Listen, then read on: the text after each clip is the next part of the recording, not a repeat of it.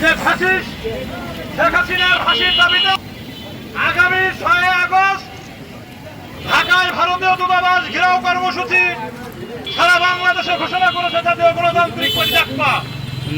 আজকে 28তম দিনে মাঝনবী কর্মসূচি।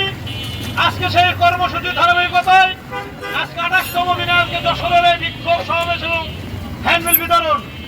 প্রিয় ভাইয়েরা, আবার আপনারা জানেন যে জাতীয় গণতান্ত্রিক পার্টি জাকপা আজকে 46 বছর বাংলাদেশের গরিব মেহনতি মানুষের মুক্তির জন্য লড়াই সংগ্রাম করে যাচ্ছে।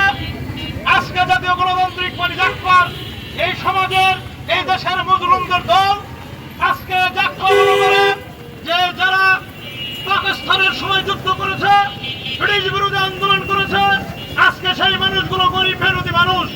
আজকের এই মেহনতি মানুষের নেতৃত্ব প্রতিষ্ঠার জন্য যে লড়াই যে সংগ্রাম জাকপা শুরু করেছে, আমি বিশ্বাস করি যদি আপনারা সকলে ঐক্যবদ্ধ হয়ে থাকেন তাহলে বাংলাদেশ থেকে আমরা সমস্ত দুর্নীতিবাদ, দখলবাদ, সন্ত্রাসবাদ আমরা নিশ্চিহ্ন করতে বাধ্য হব।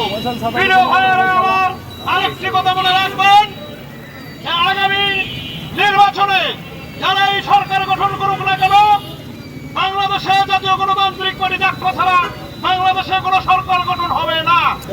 এবং আগামী দিন যারা এই সরকার গঠন করুক না কেন জাকপা তাদের অংশীদারিত্ব থাকবে ইনশাআল্লাহ। আমরা এখন এই ফাঁসির শেখ হাসিনা ফাঁসির দাবিতে এবং ভারতীয় দূতাবাস ঘেরাওর দাবিতে এখন আমরা প্রচারপত্র প্রচার করব। আপনারা সব ঐক্যবদ্ধভাবে আমাদের সাথে থাকবেন এবং বিচ্ছিন্ন ভাবে থাকবেন না। সবাই পাশে থেকে সমস্ত বাজার থেকে আমরা হ্যান্ডবিল প্রচারপত্র বিতরণ করে আমরা দৌড়ানো শেষ করব। বিজয়ের পথে যাত্রা শুরু, জীবন অথবা মৃত্যু।